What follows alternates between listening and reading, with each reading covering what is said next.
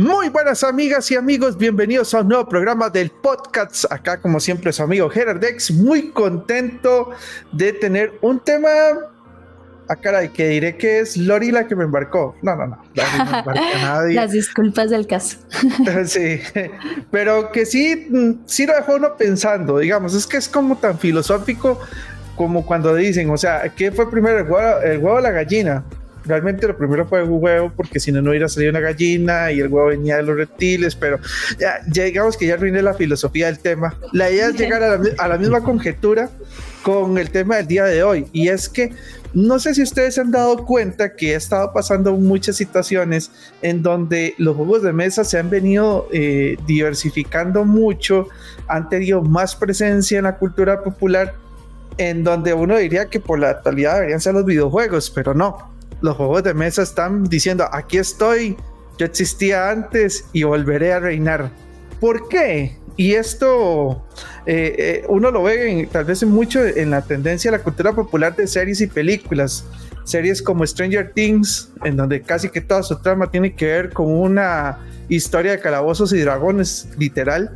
Y que ahora, a partir de ahí, un montón de gente se emocionó por ver qué era Calabozos y Dragones, tanto así que incluso en el Infinity Gaming Center hacen hasta streams de todo el tema de Calabozos y Dragones, porque la gente se empezó a emocionar por una serie que les hablaba de eso. Sacaron una versión de Stranger Things del mundo de Vecna y todo lo demás, pero bueno, hay todo ese tema. Luego salió una película de Calabozos y Dragones que, a pesar de que no le fue bien en taquilla, a mucha gente le encantó, fue divertida, muy fresca para muchos de los públicos, entonces también súper interesante. O incluso hay gente que ha desarrollado negocios como la coctelería ñoña, ahí Lori sabe inclusive más que uno, en donde la gente ha visto tendencias, y no solo eso, camisas, canciones, no sé, en toda la cultura general los juegos de mesa se han venido como implantando. Pero entonces uno dice, ¿es la cultura popular la que crea juegos de mesa o son los juegos de mesa de la actualidad los que están llegando a poner cultura? O sea, es algo que realmente uno se queda pensando qué fue primero, ¿verdad? Entonces, bueno, además de compartir con nuestra queridísima compañera Lori, como siempre un placer tenerte por aquí. Gracias. Hoy estoy muy emocionada porque este tema me gusta mucho, la verdad, y más que todo como para aprender todavía más, digamos, y motivarme a seguir jugando. ¿Cómo más? Dios santo, uy, no. Claro, y para que sepan que no estoy sola en el mundo. Es que a veces cuando les digo, ay, yo soy súper fanática de los juegos de mesa, que lo prefiero a veces antes que un videojuego, porque ahora también estoy toda fiebrada con los videojuegos, no les voy a mentir. Pero si me pones uno y el otro, siempre me voy a ir por un juego de mesa. Entonces, para no sentirme sola en este mundo, está bueno tener esta conversación. No, y está tan poca sola en este mundo que le traje un experto de los primeros. Tiene un podcast que ahora le voy a decir a Ale que nos hable un poquito también del podcast que tiene, que habla sobre juegos de mesa y demás. Alejandro Quiroz, Gamer Rush. ¿Qué sabe? Que sabe.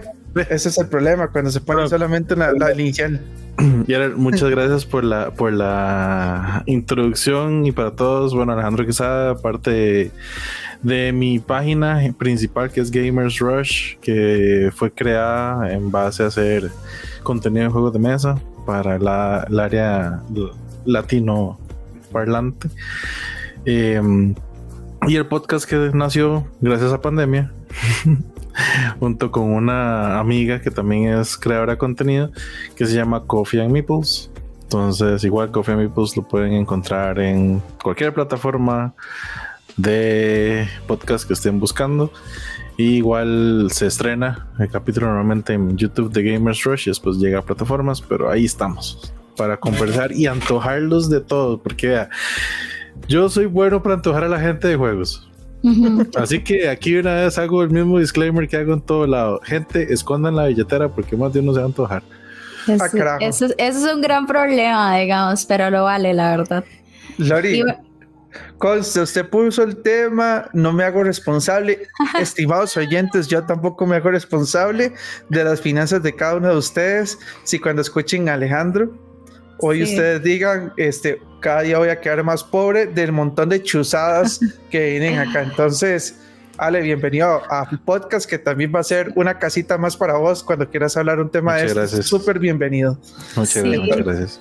Yo digo que no tengan miedo, porque por si ya se viene la última parte del año, viene el aguinaldo, entonces tal vez que destinen un poquito de ese aguinaldo a comprar esos antojos, ¿verdad? Que Ale nos va a compartir.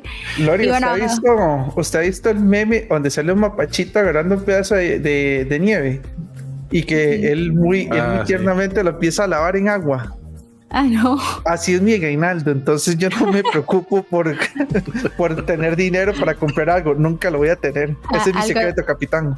Algo sale ahí, pero bueno, tal vez que era hablando como de antojos, yo me imagino que Ale tuvo que haber tenido algún antojo inicial, ¿verdad? Algún juego que lo enganchó inicialmente. Entonces, Ale, tal vez si nos cuentas cómo fue que te introdujiste a este mundo y cuál fue el primero que te enganchó y dijiste ya. Esa historia sí es, bueno, como el psicólogo, sientes y cuéntanos.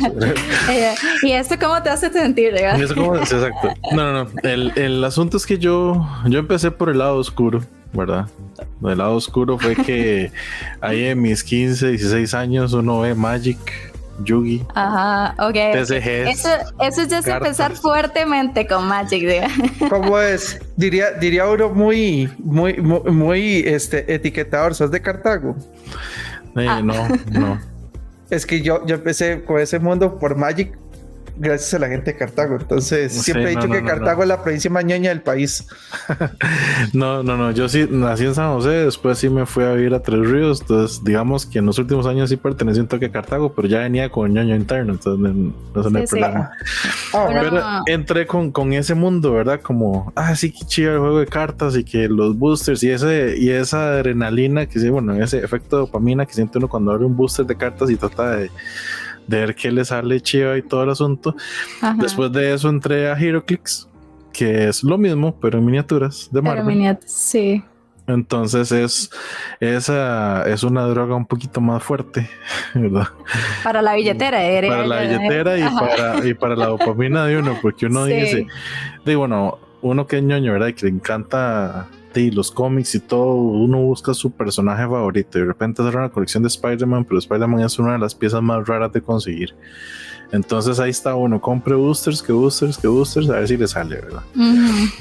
Pero el juego me llamó mucho a nivel de estrategia y en eso conocí a varios de los amigos y fue como el grupo de amistades que empezamos con eso. Y de repente un amigo me dice, vamos un día a mi casa que tengo un juego de mesa nuevo. Yo, hace rato no juego yo en juegos de mesa. Carajillo, tal vez un parchís, un Jenga, un asilo convencional, ¿verdad? Monopoly clásica. Sí, Monopoly. Además, con un hermano de una amiga de colegio era sentarnos a jugar Risk hasta el Last Man Standing. O sea, regla de Highlander, que quedara de último en Risk. Y eran 7 horas dándole. Pero bueno, llego y juego y saca así en la mesa un juego que se llama Power Grid. En español se conoce como Alta Tensión. Que es un juego que literalmente a mí me cambió demasiado la forma en la que yo dije, ok, los juegos de mesa modernos, pues ya eso es un juego moderno, cambian muchas cosas. Entonces, ¿qué era Power Grid? Power Grid es un juego de mesa, de hecho todavía se publica, es del 2004. Y de hecho ese fue el año en el que yo empecé a jugar juegos de mesa. Entonces era el año que estaba saliendo, ¿verdad? En 2004. El juego trae 2 mapas, un lado Estados Unidos, un lado Alemania. Pero ¿cuál es la idea del juego? Usted es un empresario que tiene su empresa de electricidad, de luz. Usted quiere dar luz a las casas. Entonces es este juego en el que uno pone las casitas de madera, que curiosamente yo decía, ya trae casitas de madera, ¿qué es esto? Eso es diferente. La plata en ese juego sí es de papel, porque en esa época toda la plata era de papel, entonces ya no era como plata tipo Monopoly. Pero ¿cuál era la idea? Usted empieza a poner sus casitas, entonces empieza con una casita, tienes que comprar una fábrica para crear energía. Esa fábrica se basa en carbón y de repente todo el track de abajo del tablero es un track de oferta y demanda. Ahí fue la primera vez que topé un un concepto teórico económico en un juego de mesa. Entonces, ¿qué pasa? Que compras todas las fábricas al principio son de carbón. Entonces todo el mundo empieza a comprar carbón. Conforme se va comprando el carbón y se van agotando en los espacios, se va haciendo más caro. Entonces los primeros 3 carbones cuestan 1 moneda, los otros 3 cuestan 2 monedas cada uno, los otros 3 cuestan 3 monedas cada uno, y ahí va subiendo exponencialmente. Entonces, si todo el mundo tiene fábricas de carbón, al que le toca comprar de último va a comprar carísimo, porque el primer jugador compró hartísimo. Claro. Entonces ya te dices, ya tengo que cambiar, ahora no va a ser de carbón, ahora va a ser de basura. Ok, la basura está más barata. Ok, entonces ya se acomoda uno. Entonces, dependiendo de la cantidad de casas que uno ilumine, esa es la plata que vas a recibir al final del turno, y esa plata es la que tienes que invertir en el otro turno en materiales para volver a alimentar tus fábricas, para volver a crear energía, para expandirse en el mapa, para empezar a hacer ese imperio, ¿verdad?, de fábricas, y empezar a iluminar todo el mapa, ya sea de Estados Unidos o Alemania que tenés. Entonces, claro, esa mecánica de oferta y demanda en el juego, yo hice aquí, por Dios, ¿qué es esto? Claro. ¿Qué es esto tan chiva? ¿Qué es eso tan diferente? Ya cuando logras encontrar una fábrica de energía nuclear, tal vez la nuclear cuesta caro, pero iluminas 3-4 casas de un solo, entonces haces el 4 veces lo que hacía la primera fábrica que tenías. Entonces la primera fábrica no, la cierro, la boto, me compro una nueva y sigo. Entonces es súper diferente, y ese fue el enganche. A partir de ahí yo dije, amo estos juegos porque son diferentes. Claro. Ok, eso es un juego viejo y ya lo quiero. Yo también, digamos. Es un juego viejo, y para mí ahorita es como dice uno en el tema de los videojuegos, es un juego que envejeció muy bien, pero todavía la mecánica, oferta-demanda que tiene es bastante sólida para la época. Inclusive lo podemos unir, hoy versión guerra de Ucrania. Tenemos el juego para presentarles de cómo iluminar un país, Europa, exactamente. Ay, qué bueno. Y bueno, Ale, ¿eso se puede decir que es tu juego favorito, o después de eso, al conocer otros, ya dijiste, no, este fue el que me enganchó, pero tengo ahora este favorito, digamos? Digamos que dentro de mi top de toda la vida, prácticamente, o sea, tengo 3 que están ahí arriba, ¿verdad? Entonces tengo Power Grid, que todavía no sé en qué posición está, pero es como mi primer amor. Entonces es como ese amor que uno siempre va a recordar y siempre va a querer. Después está uno que como por ahí el 2015, yo estaba entrando como en esa parte en la que uno siempre llega una parte del juego en que uno dice, suave un toque, voy a frenar, voy a respirar, porque siento que no hay nada que me llame la atención y que todavía me atrapa el hobby. Entonces como que uno empieza a alejarse un poquito. Siempre uno tiene esas etapas y siempre se queda, pero siempre se aleja un poco. Entonces apareció, y ese es el cruce de mundos, apareció el juego de mesa de Plague Inc., que no sé si ustedes lo conocen, es un videojuego que nació en PC y fue el primer juego de pandemia, digamos. De querer hacer una pandemia para destruir el mundo. Ajá. Ese juego es tan anecdótico para mí, Ale, que ahora que lo mencionas y lo conocí, yo calculé, o sea, te estoy hablando cuando apenas empezó el coronavirus. Puse los síntomas del coronavirus y demás, y usted me va a creer que mi simulación de pandemia usando el virus duró exactamente lo que duró esta pandemia, y se resolvió tal cual salió esta pandemia. Sí, digamos que me da mucho miedo. Hago yo ese juego para mí, que tenía conexión directa a las altas esferas que dominan el mundo y sabían cómo resolver esta vaina. Duró exactamente lo mismo. Es como pasó lo mismo. Es como los Simpsons, que predicen las cosas. Sí, esa ha sido de mis secretos oscuros. Hago yo, le regalé información a las altas esferas de poder diciendo cómo iba a eliminar la pandemia jugando Play King. Sí, no, y de hecho el videojuego subió en ventas empezando la pandemia por lo mismo. Sí, claro. Por el mismo.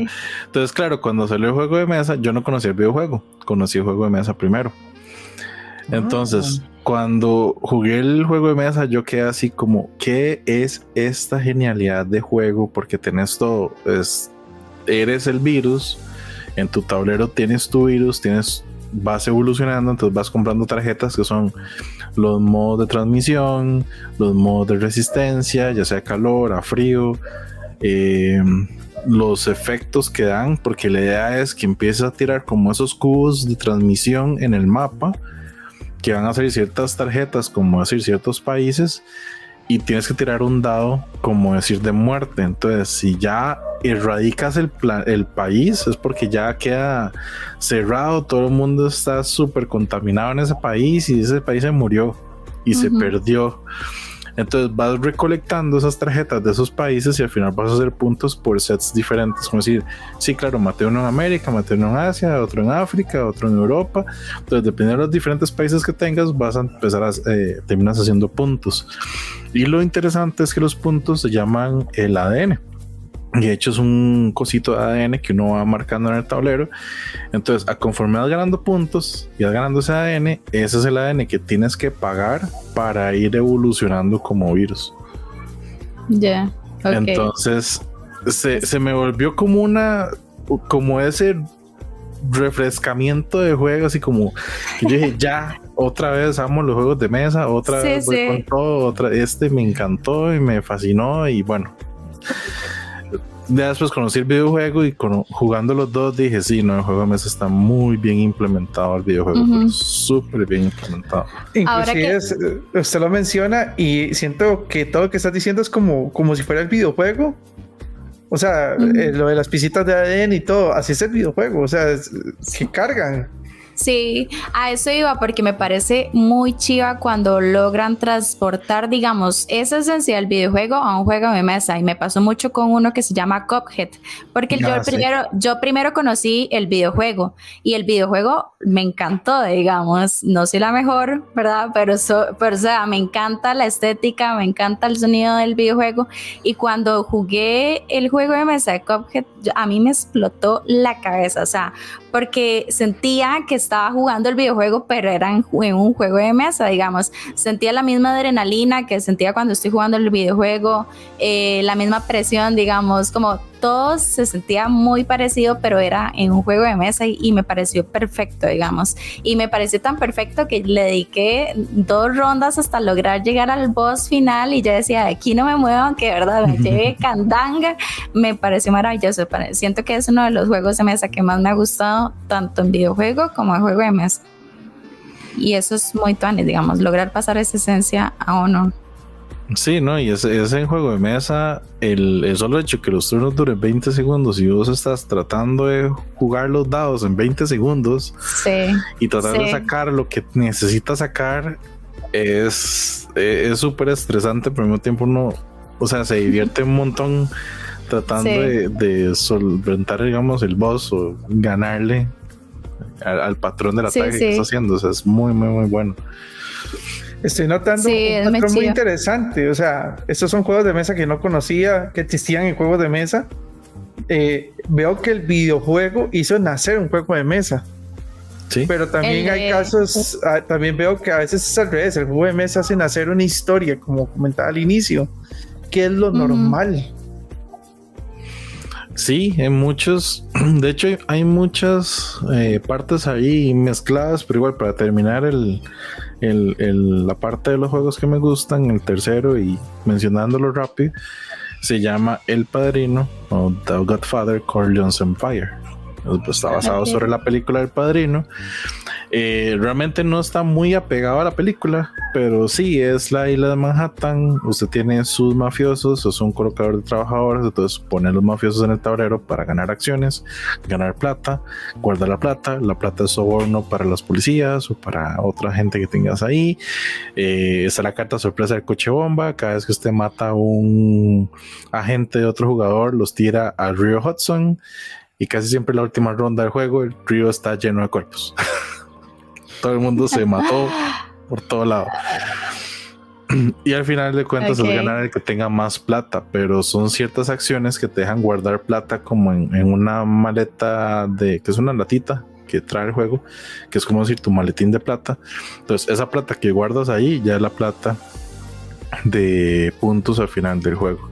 Entonces siempre es hacer como o ventas de licores o ventas de drogas o cosas, o sea, está muy ambientado, ¿verdad? No tiene nada que ver con la película. Si salen personajes de la película, no es vivir la película, es vivir como el ambiente de Manhattan con gangsters y todas las mafias pateándose entre ellos. Vale, tenías razón. Exacto, Tengo muchas ganas de ya. gastar mi dinero con los 3 juegos que te gustan. O sea, Ya los quiero. yo estoy esperando volver a escuchar esto para anotarlos, digamos. Y yo, ok, ¿cuáles eran los que tenía que ir a comprar? Necesito y ya. O sea, dijo el padrino, ahora me va a decir que hay uno de Fight Club y que también tengo que comprarlo, digamos. De Fight Club, es que no me acuerdo si hay uno, o sea, voy a buscar. ¿Ves? Ale cada día trata de buscar cómo sacarnos el dinero a los pobres trabajadores del proletariado, olvidando que ya tenemos el aguinaldo gastado. Pero sí, o sea, comprometido. sí, está comprometido, pero Ale, Sí. ese es el tema, o sea, yo ahora me genera muchas dudas, porque por ejemplo, o sea, hay juego de mesa del Padrino, o sea, primero salió una película, luego el juego de mesa, a veces es al revés, pero para vos, como conocedor del tema, ¿qué es lo habitual? ¿Que primero salga el juego de mesa y salga alguna tendencia o sea al revés? De hecho, la industria tiene muchos movimientos. O sea, en términos generales, la industria de los juegos tiene muchos movimientos, tiene muchos factores. Entonces, para mí hay 2 ramas grandes. Primero, libros.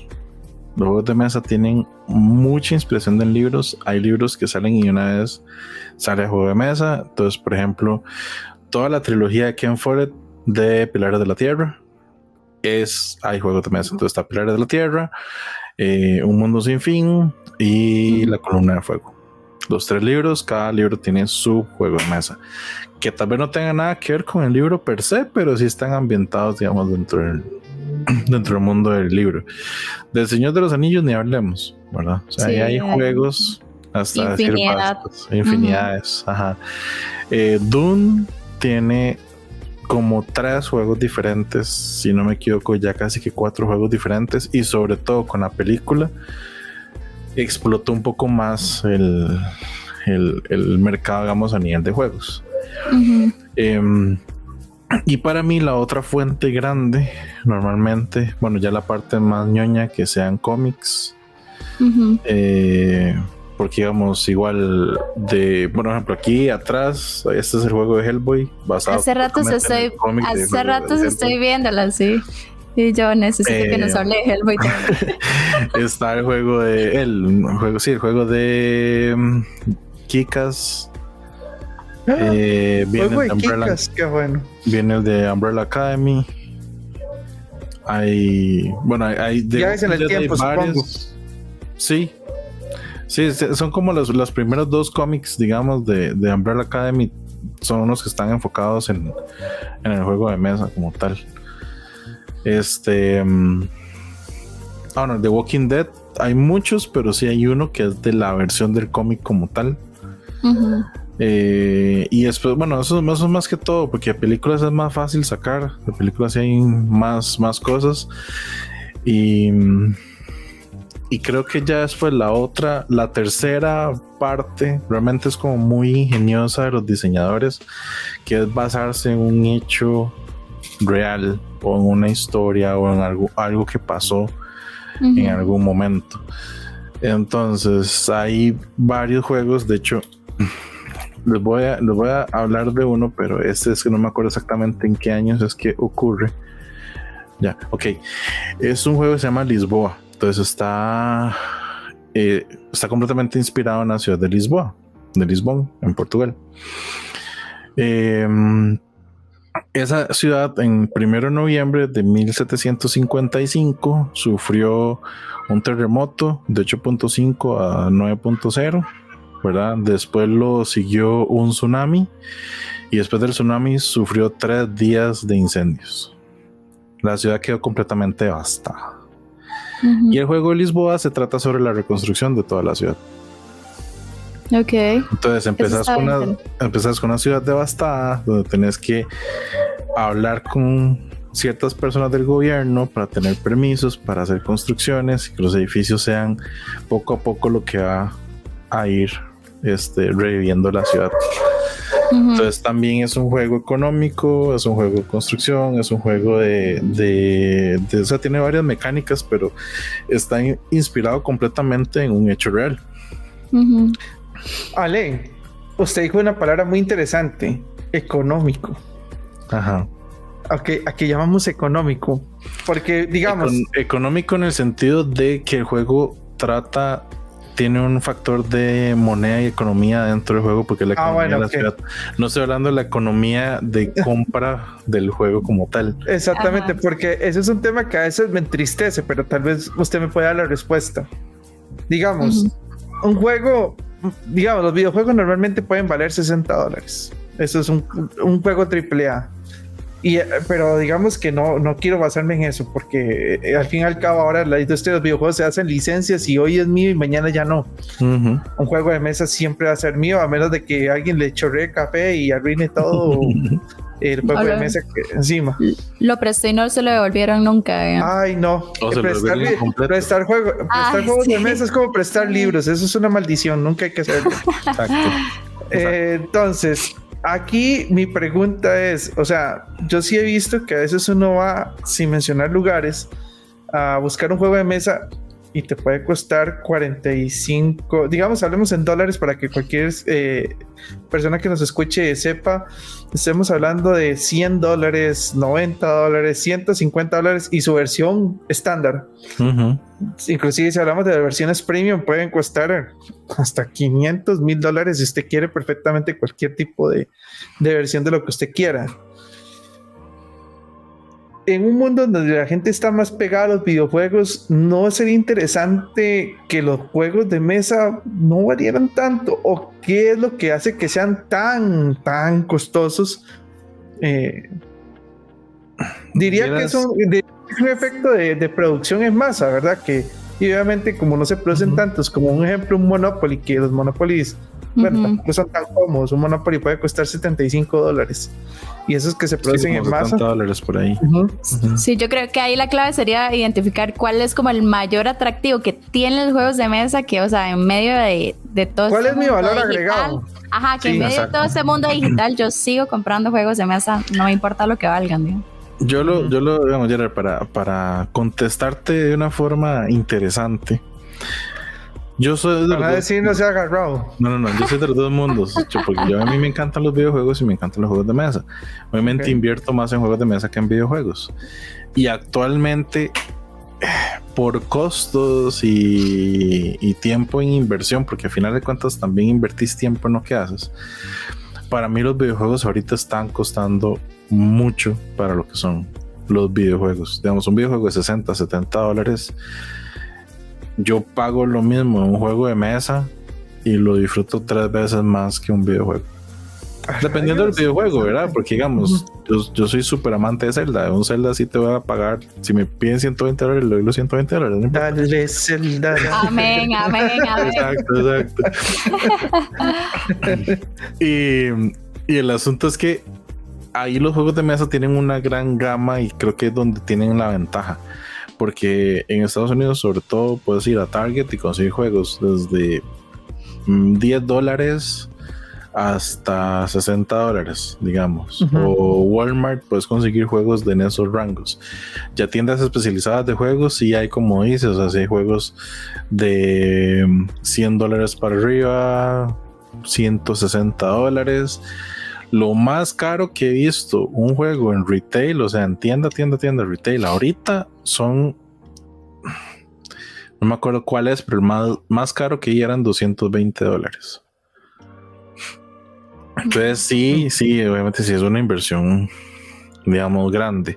De esos juegos, y yo sigo diciendo, yo peco mucho. Uno que a mí me encantó muchísimo, que de hecho fue para mí el mejor juego del año pasado, que se llama Return to Dark Tower. Es el Return to Dark Tower porque el juego original, si no me equivoco, era del 85. Y era esos juegos, no mentira, el 81 era el juego original. Era un juego que era un tablerito con una torre mecánica con una pantallita, digamos, pero adentro era como decir, no sé si algún momento escucharon como decir el primer juego de PC que fue un juego de horror que todo era por texto. Ajá, sí, bueno, los primeros juegos de computadora eran novelas gráficas. Sí. No eran textos, pasa tal cosa, ¿y qué decides? Sí, pero creo que antes de ese hubo un error que era un texto, que vos ponías el texto y él te decía, hay un hueco, ¿quieres saltarlo o no quieres saltarlo? Y le ponías sí o no, y él te iba guiando, pero todo era puro texto. Sí, era puro texto. Ajá. Este era algo parecido porque era una pantalla, como decir, una pantalla de una calculadora que tenía un par de botones y vos hacías los inputs de los botones y él te tiraba en la pantalla en texto más o menos qué pasaba. Entonces era muy alto para la tecnología para ser el 81. Qué bueno, así no tengo que pagar dotación al Dungeon Master. Exacto. Ahora, ¿qué pasó? Que Return to Dark Tower, un juego del 2022, lo que hizo fue que hicieron una torre, es una torre completa que tiene motores adentro, gira, hace sonidos, se activa por Bluetooth, se pega a una tablet o a un teléfono y quien corre el juego es una aplicación en la tablet o el teléfono. Oh, wow. Y lo que haces es que tiras calaveras dentro de la torre y eso es lo que va activando si hay eventos, si esas calaveras son corrupción, entonces la torre va a expulsar esas calaveras por cualquiera de los 4 lados que tiene, entonces esos terrenos se van llenando de corrupción. Pero es un juego de mesa, o sea, tenés miniaturas, tenés tus figuras, tus acciones, tus tarjetas, todo, tenés que hacer unos objetivos y el juego te va llevando por una serie aproximadamente de 9 meses en historia de juego, que lo que hay que hacer para limpiar un objetivo principal para que el malo que esté dentro de la torre salga y eliminar al malo que está dentro de la torre. Pero todo lo controla una aplicación. Yo he visto eso, Ale, como que ahora es muy tendencia a combinar los juegos de mesa como conectados a una aplicación, porque hace poco jugué uno que era como Mansiones de la Locura. Ajá, y es como jugar. Ajá, y que es un juego de rol, pero se conecta a una aplicación y me van dando todas las indicaciones y demás, ¿verdad? Entonces, me parece curiosa, digamos, esa tendencia. No sé si tenés como alguna otra tendencia que sepas que se ha dado últimamente o si esto es como lo más reciente que se ha venido dando. Eso es de lo más reciente que se ha dado, porque es como un híbrido que trata de unir los dos mundos, ¿verdad? Tanto de la parte física del juego como la parte digital. La otra parte es la digitalización de los juegos de mesa. Entonces hay una página que de hecho se puede pagar por suscripción si quieres jugar juegos premiums, pero si no se puede jugar gratis, que se llama Board Game Arena. Entonces en Board Game Arena entras y puedes tener todo un catálogo de juegos que están ahí ya programados para que se jueguen, como ese juego de mesa. De hecho, yo la uso mucho como para probar juegos. Sí, entonces yo la usé mucho en pandemia. Sí, no, en pandemia fue donde más salió. Pero si yo veo, mira, hay un juego nuevo, está en Board Game Arena, voy a jugarlo. Ahí veo las reglas, lo juego, me gustó. Ok, puede ser que me compre físico. Entonces ahí está esa parte económica de mira, si el juego realmente me gustó, diciendo que realmente lo voy a jugar, realmente voy a ir a comprármelo y no nada más gastar por gastar, porque los juegos cuestan. Eso tal vez me lleva a otra pregunta, digamos, claro, porque si yo fuera una persona, por ejemplo, que del todo no he jugado como juegos de mesa, exceptuando, ¿verdad?, los clásicos como Jenga y así, como juegos de mesa como estos otros, ¿cuáles serían como las consideraciones que yo debería tomar, digamos, a la hora de jugar o a la hora de comprar un juego de mesa, digamos, yo como nueva persona, digamos, que me estoy incursionando a este mundo? Porque todo el mundo se va a antojar después de este momento con Ale, entonces, para los que yo quiero esa torre. Ajá. Esa torre. Ya lo viste. Sí. Ok. Yo siempre que trato de ayudar a alguien a como conocer su primer juego, a tratar de adquirir algún juego, yo siempre me baso en 2 preguntas. Primero, la principal es qué ha jugado o qué conoce de juegos, ¿verdad? Porque eso me da una idea tal vez de la visualización de un juego de mesa para esa persona, ¿verdad? O qué significa un juego de mesa para esa persona. Y la otra es si eso que le ha jugado, qué le ha parecido. Por ejemplo, si me dicen que han jugado, no sé, Risk y le gustó un montón y le parece súper divertido, ya sé que es una persona que le gustan los dados, le gusta tirar dados, entonces le gusta, o tal vez un conflicto con dados, entonces ya sé qué tipo de juegos enseñarle, digamos, con ese factor. Si me dice, no, uno me encanta y uno es súper divertido, bueno, ahí es una persona que tal vez son juegos más de fiesta, entonces, ¿qué le enseño con eso? Y le enseño, no sé, un Exploding Kittens, que también es de eliminación de jugadores y casi que eliminarse la mano, un Alcachofa no gracias, un Here to Slay ahí para meterle violencia, Here to Slay para meterle violencia, exactamente, un Skull King que es un poco más de fiesta, sí, entre más gente, pero es excelente. Ese tipo de juegos, ya estamos hablando de juegos de cartas como más rápidos, más party, que tal vez le pueda gustar a las personas. Ese tipo de juegos en Costa Rica pegan mucho porque los ticos somos muy dados, o tenemos a la fiesta, al vacilón, al chingue entre los compas y todo eso. Después de ello ya uno puede pensar en juegos ya como así los principales para entrar al mundo, que son como Catán, Carcassonne y Ticket to Ride, que son como los tres principales, que no son tan complejos en reglas. Tal vez al principio, pero mucha gente sí, pero ya después de que uno los ve jugando un par de rondas, lo entienden al toque, entonces ya se acostumbran al juego.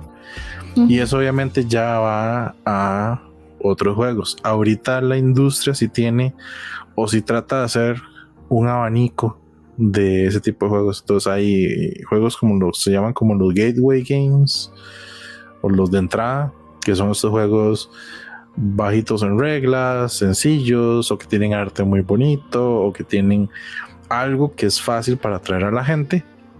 Ya después de ahí vamos a juegos un poquito medios, ya después de ahí van los pesados, y después ya lleva otra rama grandísima, que ya son expertos, wargames, miniature games, ya cosas que sí son, dedíquele su tiempo y su vida a ese juego.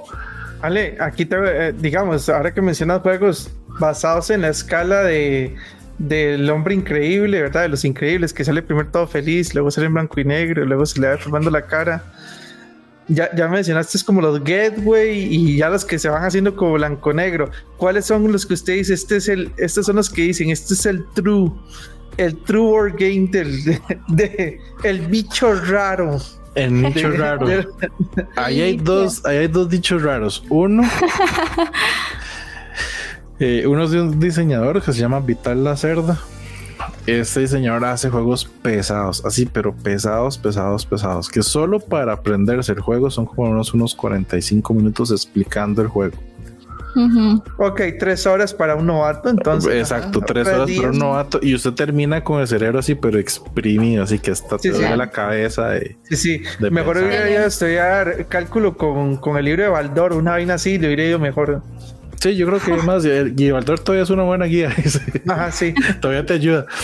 Después los otros hay unos juegos que es como una línea de juegos de trenes que se llama 1800. Entonces es 1800, pero en vez de los otros ceros son XX. Porque es como una línea que es todo el año en 1800. Pero son juegos pesados en el sentido de que sí son juegos mucho de meterse a jugar realmente 3-4 horas.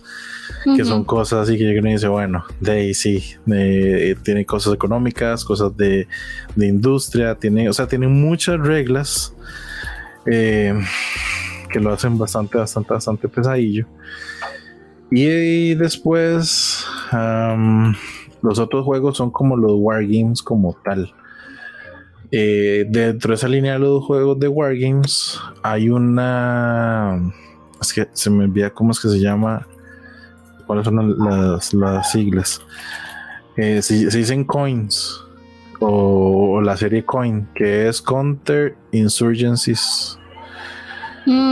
Sí, que lleva como el conteo ahí como de heridas, healing y todo. No, es que el juego es un ¿cómo te digo? Los juegos de guerra son muy basados en cosas reales y guerras reales, ¿verdad? Y eventos del mundo. La serie se llama Coin, C-O-I-N, como moneda, pero porque el nombre realmente viene de las palabras counter insurgencies o como insurgencias o contrainsurgencias, cosas así. Entonces, ¿qué quiere decir esto? Digamos, un juego que a mí me encantó, ¿vea? Y es un juego que se lo digo así, el tiempo en caja dice que son 6 horas y cuando lo jugamos sí duramos 6 horas jugando. Sí. Que se llama Here I Stand, que es de la reforma que hizo Martín Lutero en 1517-1555 y es de 6 jugadores. Entonces uno es la iglesia, otro es Lutero, otro es Inglaterra, uno es Francia, otro es España y otros son los otomanos, si no me equivoco. Entonces es un juego de guerra, pero es toda esa época y es una guerra grandísima, pero todas las cartas son eventos reales y todo lo que pasa realmente son cosas reales. Entonces, y son asimétricos, digamos, Francia tiene un objetivo para ganar, Inglaterra tiene otro objetivo para ganar, Lutero tiene otro objetivo, la iglesia tiene otro objetivo, entonces todos están tratando de hacer su objetivo mientras todos los otros jugadores al mismo tiempo están metiéndole atravesándole el caballo a cada uno para tratar de ganar. De esa serie igual existe otro que se llama Cuba Libre, que es toda la revolución cubana. Ya. ¿Ves? Entonces esos juegos son juegos que se llaman juegos de guerra y son juegos mucho más pesados pero eso sí son para la gente que o le gusta la historia o le gusta realmente sentarse a trabajar en esa parte política de acuerdos, alianzas, traiciones. Bueno, y un humilde ahí con su gran banco. No,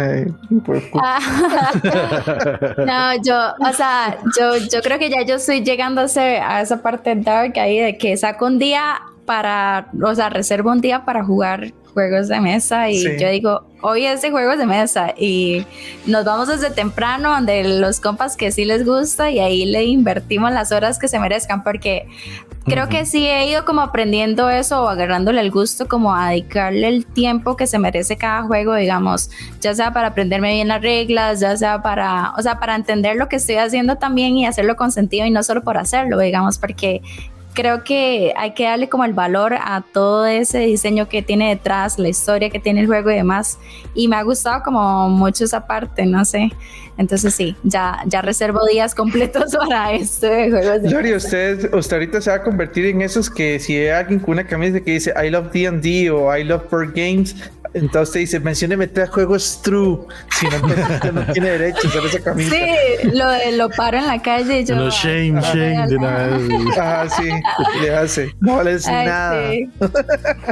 Ale, tal vez si nos cuentas, digamos, cuál es como tu proceso más fácil para aprender juegos, porque me imagino que en el día a día estás como aprendiendo nuevos juegos y demás, y también cuál es el proceso para enseñar juegos, ya sea a principiantes o a personas que están avanzadas en los juegos, digamos. Total, qué buena. Bueno, vieras que esa pregunta está muy buena y realmente es un proceso que yo mi categoría de ese proceso de enseñar juegos, y voy a empezar por ahí un toquecito, es muy personal. O sea, yo siento que cada uno trata de hacer como su metodología de enseñar juegos. Y también depende mucho de la forma de aprender ese juego. Digamos, yo dentro del grupo de juegos míos, yo soy el que me leo las reglas y yo soy el que enseño los juegos. Normalmente, los otros gente siempre igual nos rotamos, pero normalmente yo soy el que más se aprende juegos. Viene de 2 formas. Una es leer el manual. El manual normalmente yo lo leo unas 2-3 veces, dependiendo de qué tan fácil se me haga. Ya tengo una chispa que en lo que voy leyendo el manual me voy imaginando el juego, entonces ya sé qué tanto vaya a disfrutar el juego, qué tanto no, pero ya es por mi experiencia, digamos, en juegos. Y la otra es obviamente buscando videos, buscando canales, buscando reseñas o buscando gente que tal vez te hable un poquito más del juego o de mecánicas del juego como tal, que también es lo que yo trato de hacer dentro de mi contenido, tratando de como explicar un poco el juego. Trato de hacerlo eso. Los tutoriales ya no los hago porque es demasiada producción y el tiempo no me da para tanto. pero sí hay gente que se encarga como a explicarte el juego, digamos. Y a veces son juegos que están como muy hot en la comunidad, entonces es más fácil conseguir videos. Los juegos más viejos sí cuestan un toquecito más. Entonces yo siempre me baso en eso, como videos o leer el manual. Si el manual ya un punto me aburre, si busco video definitivamente. Pero si no, entonces siempre trato de leer el manual. Ahora, después de leerme el manual, y aquí es donde va la parte mía, a mí me gusta explicar mucho el juego como por la temática o la idea detrás del juego, ¿verdad? Entonces, como decirte, está bien con este Return to Dark Tower, ok, somos héroes que regresamos estamos en la ciudad y no sé, 100 años después, la torre de repente toma vida y la gente empieza a ver cosas que están pasando en la ciudad. Entonces uno como mercenario héroe, por así decirlo, va a tratar de ayudar, digamos, al pueblo y tratar de encontrar qué es lo que está pasando. O como les expliqué, digamos, Power Grid, que usted es un empresario que quiere dar servicios de electricidad. O depende. Como Play, que se quiere hacer un virus. Exacto, usted quiere un virus y que su objetivo es destrozar el mundo. ¿Cuántos países mató? O sea, hay muchas formas y a mí me gusta mucho entrar como con eso, como con el lore del juego. O sea, tratar de entender el lore del juego y tratar de explicar el lore del juego. Claro. Después, el objetivo final del juego, que es o ganas por puntos, o ganas por control de cosas, o ganas por objetivos, o ganas por como sea que se gane el juego. Para que la gente diga, ok, eso es lo que tengo que hacer para ganar. Listo.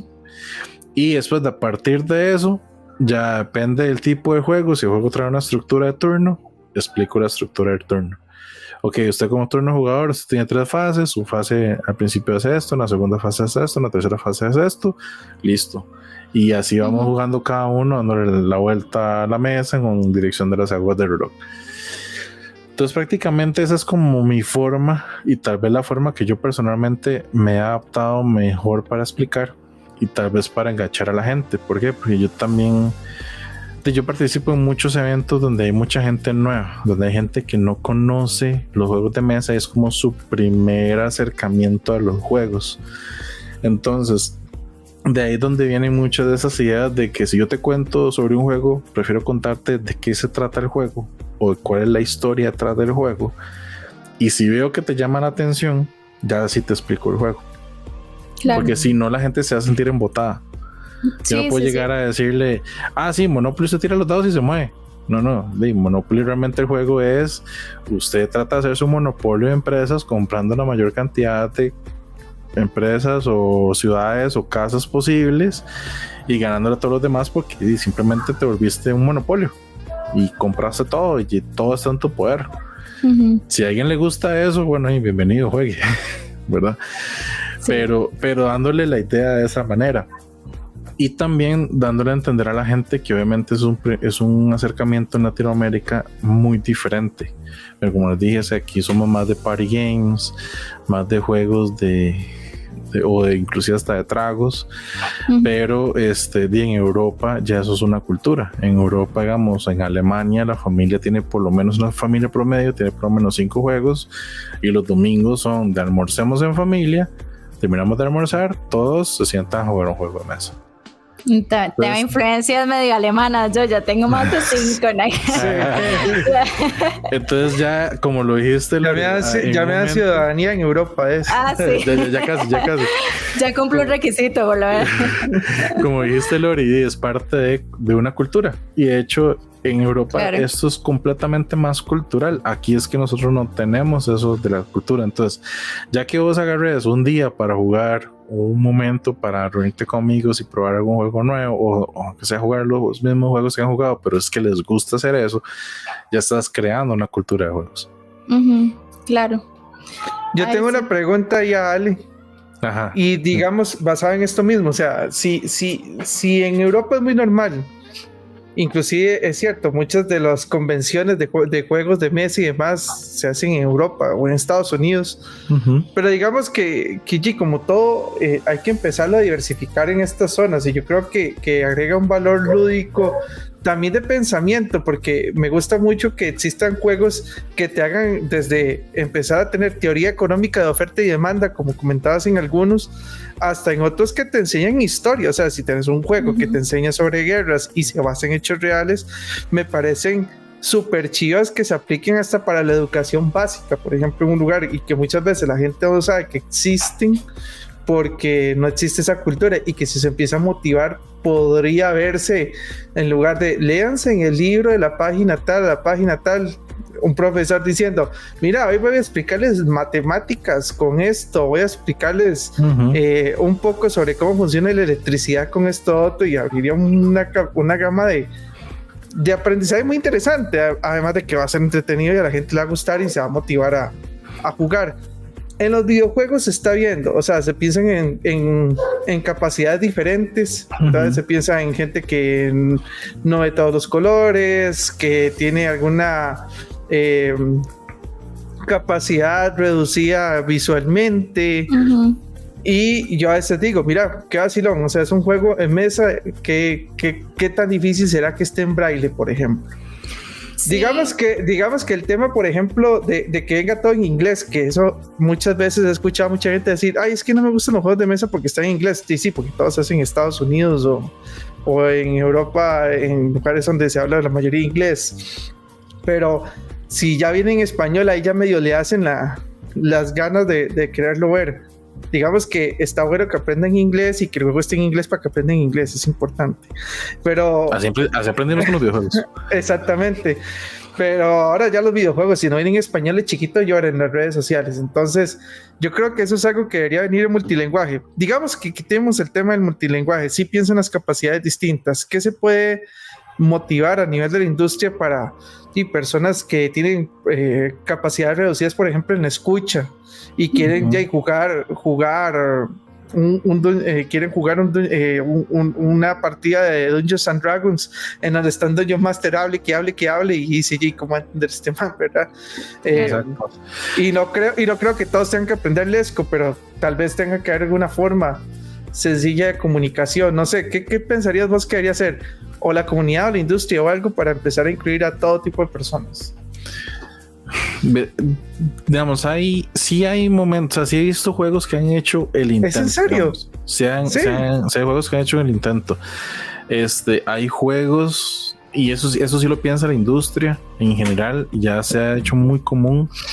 El daltonismo es muy común entre los jugadores. Entonces, por los colores en general. Entonces, ya las industrias están haciendo juegos que el tono de los colores o los colores de los jugadores o algo así ya se han probado hasta con gente daltónica para dar a entender, ok, usted sí ve ese color bien, usted sí ve, ok, sí, entonces el juego ya va como con una prueba. Eso es lo más fácil.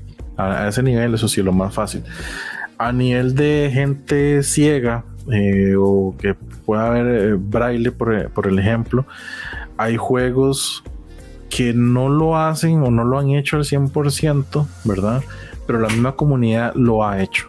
Entonces, de hecho, hace poco vi una historia, y eso sí lo vi hace como un par de meses, de una muchacha que es ciega y escuchó sobre el juego Catán y le encantó, y alguien de la comunidad le hizo una copia de Catán, o sea, le adaptó la copia del juego al braille. Entonces le hizo las reglas en braille, las piezas del tablero, todos tienen símbolos en braille, en su relieve, y las cartas y todo, para que ella entendiera qué es lo que tiene y qué es lo que está jugando.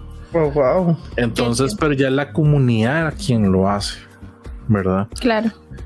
Y no habría problemas de licencia, o sea, Catán no se enoja porque hagan eso, digamos. Sí, no, es que realmente no en la industria. Digamos, yo le toco a Nintendo Zelda, aunque sea para una mejora, y me manda obviamente, demanda, ¿verdad? Pero por eso es que la industria es diferente, digamos, aquí es como estás agarrando una copia y la estás mejorando o adaptando para alguien.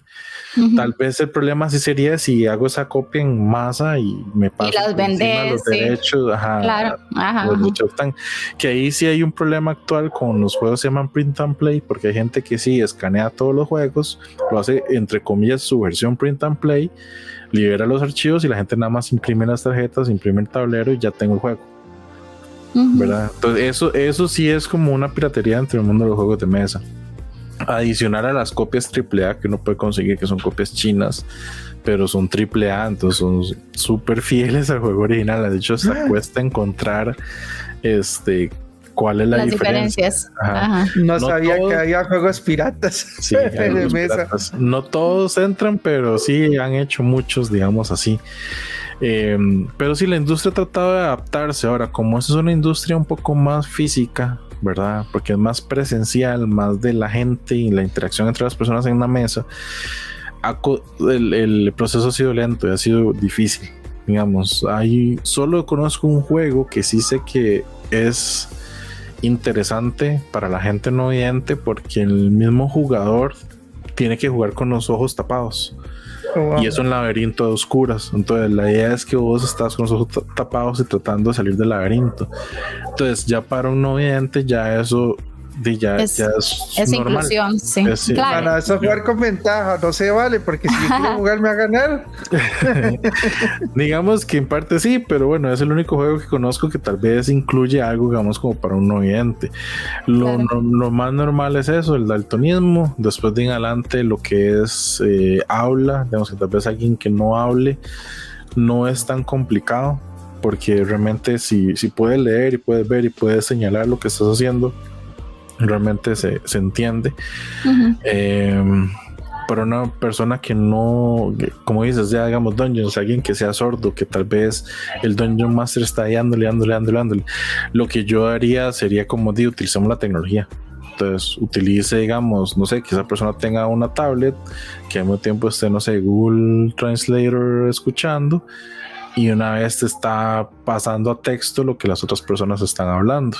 Tal vez jugar un poco más lento, pero es una solución, porque también lo he visto con gente que no sabe inglés, usa el Google Translate y el View nada más, y agarran la carta, la ponen ahí, la ven, y ya ven la traducción de una vez. Entonces ya saben qué hace, ya juegan con eso. Hay gente que hace eso. O sea, realmente aquí yo usaría la tecnología, pero la tecnología como en términos generales ha hecho cosas para ayudar a estas comunidades. Se puede usar en juegos de mesa y también funciona. Pero a la industria de los juegos sí les ha costado. O sea, créeme que eso sí se ha hablado, pero sí cuesta adaptarlos. Ok, interesante. Lori, tienes la última preguntita, que yo sé que ahí la tienes bajo la manga. No, en realidad, ¿qué le podría preguntar ya como para cerrar? A futuro, digamos, ¿cuál es el futuro de los juegos de mesa? Ya hablamos de juegos de mesa en medio de una era digital, digamos. ¿Qué ves a nivel futuro? A nivel futuro, eso lo conversé con un diseñador el año pasado, un diseñador de juegos, que le pregunté exactamente eso mismo. Yo, que como usted es diseñador de juegos, usted se sienta y hace juegos, ¿usted cómo ve ese futuro? Y realmente las respuestas entre los diseñadores y la gente que publica juegos es muy parecida. Es una industria que está en crecimiento, porque hemos pasado de hace, no sé, 6 años de producir 1,500 juegos al año. Actualmente se están produciendo en promedio 3,200 juegos al año. Wow. En todo el mundo. Entonces eso puede ser juegos que incluso lleguen a América o juegos que no lleguen a Europa, o sea, en todo el mundo, en toda la industria ese es el promedio.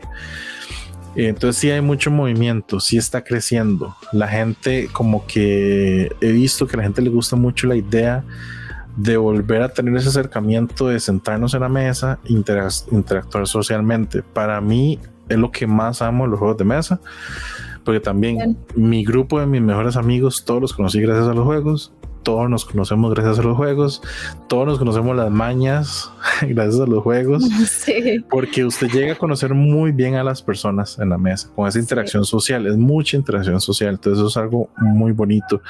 Igual ya pandemia en teoría ya pasó, ya estamos volviendo a hacer grupos, ya estamos volviendo a ver otra gente, entonces la industria se está volviendo a mover casi que al mismo ritmo que se movía antes.